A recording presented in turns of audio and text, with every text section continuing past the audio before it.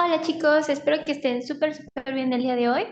Pues bien, vamos a hablar de un tema bien interesante, de dos situaciones dentro de la iridología y es justamente una causa exógena y a veces endógena para generar un signo o en este caso la presencia de meiosis o de midriasis.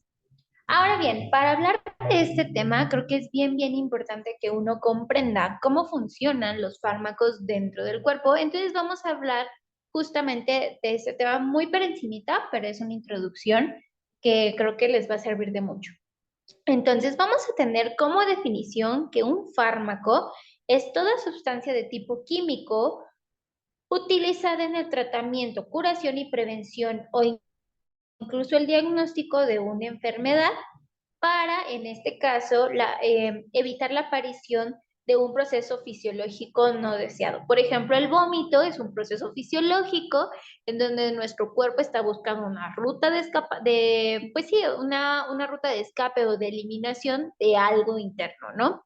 Al igual que la diarrea, al igual que muchas otras situaciones. No dejan de ser procesos fisiológicos en busca de la homeostasis del cuerpo, pero que pues a final de cuentas sabemos que no son nada único. Entonces, ahora vamos a hablar del concepto de farmacocinética. Ahora bien, los fármacos, chicos, antes de avanzar, vamos a entenderlo como que es toda aquella sustancia ajena al cuerpo que no forzosamente tiene que ser de un origen, por ejemplo, de un laboratorio multimillonario, transnacional, tipo Pfizer, tipo Bayer. También lo vamos a encontrar este tipo de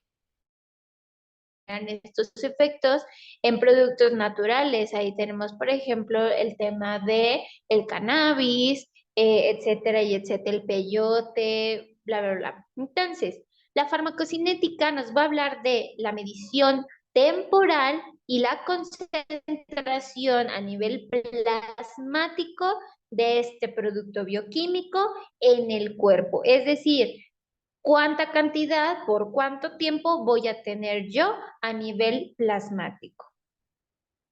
Entonces, bien, aquí algo importante que hay que entender es que debe de pasar por estos cuatro procesos todo producto bioquímico a nivel corporal. La absorción, la distribución, su metabolismo y la eliminación. Ahora bien, vamos a abarcar uno por uno de manera más específica. Entonces, primero tenemos la absorción. En este caso estaríamos hablando del paso de este fármaco desde su sitio de administración en dirección a la sangre. Por ejemplo, tenemos por vía entérica todo aquel producto que va a tener un inicio en la cavidad oral, ¿de acuerdo? Y entonces va a tener su paso por todo lo que es el tubo digestivo.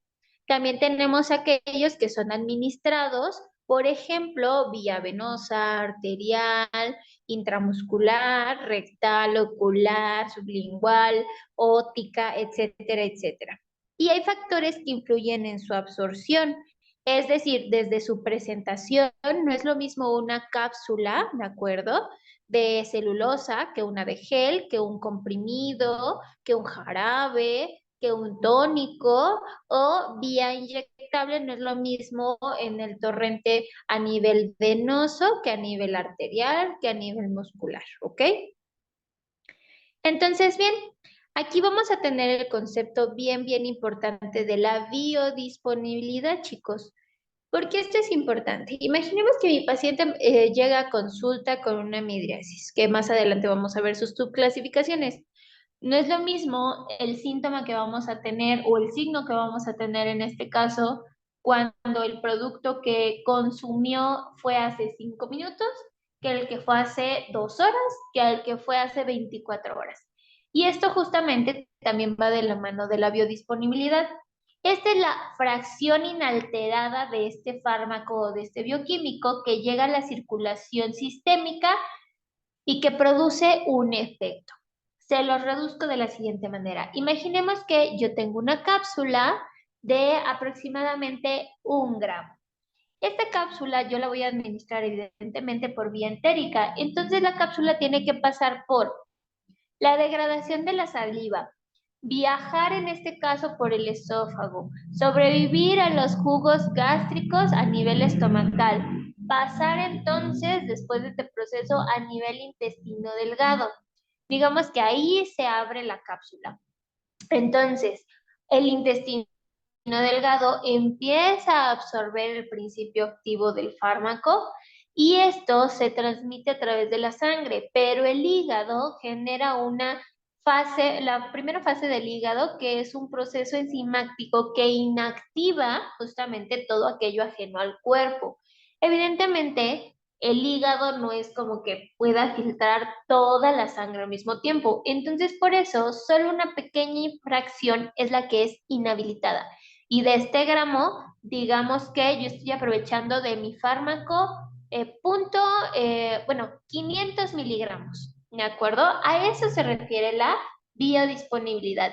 Y de ello vamos a depender para tener ya sea una concentración a nivel tóxico o una concentración mínima efectiva. El nivel terapéutico, en este caso, tiene que estar entre ambos ejes, ¿de acuerdo? Ahora bien, era lo que les mencionaba, las diferentes vías de administración. Ahora vamos a hablar de la distribución. En este caso es cuando ya llegó al torrente sanguíneo, sea el método que haya sido utilizado para su administración. Entonces la sangre se va a encargar de llevarlo a los distintos tejidos de tipo diana, es decir, aquel en específico órgano o tejido que requiere justamente esta, ¿cómo decir? Este cambio, por ejemplo, de polaridad, de su efecto antibiótico, antiviral, anticongestivo, expectorante, etcétera, etcétera. Ahora, también vamos a tener un concepto de volumen de distribución, ¿de acuerdo? Que va a ir de la mano de la biodisponibilidad del fármaco. Ahora, también va a depender de las propiedades físico-químicas, peso y proporción de agua por kilogramo de peso, que se une también a la proteína plasmática y a la unión de los tejidos, es decir, la afinidad que tiene que con qué. Hay algunos fármacos que son sobre base oleosa. Ahí tenemos, por ejemplo, el complejo de vitamina B12, o tenemos aquellas que son a base hídrica, por ejemplo, los antibióticos como una amoxicilina, la penicilina, aquellos que entre el pH más ácido mejor se absorben, como una aspirina, y aquellos que en un pH un poco más básico se absorben mejor. Entonces, todas estas propiedades son bien, bien importantes para que justamente este fármaco se enfoque en cierto órgano. En este caso, el órgano al que nosotros nos estaríamos abocando o interesando es a nivel del sistema nervioso, ya sean nervios periféricos, nervios centrales, a nivel del cerebro o que tenga un efecto directo, por ejemplo, a nivel de las suprarrenales o que tenga un efecto directo sobre el globo ocular y en este caso la musculatura del iris. Y bueno, vamos a hablar del metabolismo, que era justo lo que les mencionaba del hígado, que genera una biotransformación a metabolitos activos e inactivos o tóxicos que tienden a favorecer así su excreción, ¿de acuerdo? Esto solo es una pequeña parte a través de la filtración sanguínea. Luego vamos a hablar de la eliminación. Las vías normales de excreción van a ser a nivel renal, en este caso, ¿por qué? Porque la sangre es filtrada, en este caso, a nivel del glomérulo de los riñones. Y a nivel biliar e intestinal, toda la porción que fue procesada, en este caso por el hígado, se convierte en sales biliares, la bile se introduce o se excreta a nivel del intestino delgado y de esta vía entonces lo vamos a defecar. Otras vías que tienden a ser comunes va a ser la saliva, el sudor y la leche y la diálisis. La leche por ser un hiperfiltrado sanguíneo, ¿de acuerdo? Ahora, también, dependiendo de nuestra capacidad de excreción, es la duración del efecto. Por ejemplo, una vía entérica y que mi paciente tenga diarrea, pues la capacidad de absorción de este fármaco a nivel del intestino delgado es mínima, la biodisponibilidad va a ser todavía menor y es así que su efecto va a ser mermado. En cambio, si está estreñido, pues el fármaco va a tener ahí horas y horas y horas y entonces su absorción se va a potencializar y esto quiere decir que el efecto dura más. que con muchas, por ejemplo, sustancias ilícitas, también puede ir acompañado este efecto. Muy bien. Y ahora vamos a hablar de la farmacodinamia, que son los efectos bioquímicos y fisiológicos de este químico a nivel del organismo. Ahora, de estos vamos a depender de los receptores farmacológicos, que son la afinidad de. Por ejemplo, vamos a tener macromoléculas, que es en donde los fármacos interaccionan para generar sus efectos. En este caso, normalmente tienden a ser proteínas y membranas receptoras. Ahora, estos fármacos es importante, chicos, entender que no causan efectos o no son nuevos, sino que modulan la respuesta fisiológica de nuestro cuerpo. En este caso, todos los elementos que puedan causar una alteración a nivel pupilar es que nada más están exacerbando o delimitando la capacidad de contracción o de dilatación. Y también va a determinar así la magnitud de la respuesta. Entonces, aquí nada más una pequeña frase chiquitita, que la primera riqueza es la salud, dicho por Ralph Waldo Emerson. Y pues bueno, las características de estas interacciones, como les mencionaba, vamos a tener que la curva de respuesta va a depender también del tipo de fármaco, si es agonista o antagonista. En este caso aquí entra el concepto de simpático y parasimpático. Recordemos que a nivel del sistema nervioso autónomo, el parasimpático siempre está trabajando, mientras el simpático es aquel que se activa ante un estado de estrés, alerta, lucha o huida. Entonces, ¿qué? Un agonista va a potencializar ya sea el parasimpático o el simpático, dependiendo de lo que estemos buscando y viceversa. Estos deben de tener una afinidad con el tejido, es por eso que un diurético no tiene por qué tener un efecto a nivel del hígado, porque pues del hígado no necesito excretar orina, ¿no? Que sean específicos, es decir, por ejemplo, no sé, un antibiótico hay de amplio espectro y hay algunos que son específicos para cepas muy, muy claras. Y una actividad intrínseca, ¿cómo va a reaccionar con lo que tengo dentro de mi organismo? Ya sea otros fármacos o también aquellas biomoléculas que pueden ser secundarias, por ejemplo, a la alimentación.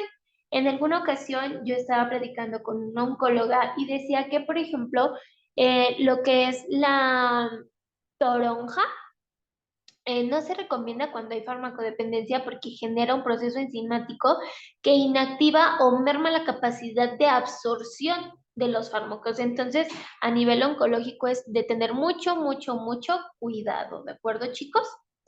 Y pues bueno, entonces, esta es una introducción muy, muy ligerita de cómo funcionan los fármacos para que más adelante que vamos a hablar de todos los productos que puedan generar estas afectaciones, no les cueste tanto trabajo, chicos. Vamos a hablar más adelante, por ejemplo, también, por ejemplo, de las bebidas alcohólicas, pero también hablemos de algunas intoxicaciones. Entonces, igual, el mismo proceso, la intoxicación genera este tipo de reactividad y pues bueno, aquí vamos a tener este tipo de situaciones, ¿de acuerdo? Entonces, bueno, chicos, para este segmento no hay nada más que agregar. Y en las siguientes clases, ya a nivel más específico, ya vamos a hablar un poquito más sobre qué tareas les voy a solicitar. Mientras tanto, espero que estén súper, súper bien. Nada más hagan un pequeño resumen de, el tema de absorción, metabolismo y, bueno, de todo lo que acabamos de ver de farmacocinética, farmacodinamia, cuál es la diferencia entre cada una, porque más adelante van a ser conceptos que voy a estar repitiendo constantemente, entonces para que no tengan complicaciones al respecto. Mientras es todo, chicos, espero que estén súper, súper bien. Hasta luego, bye.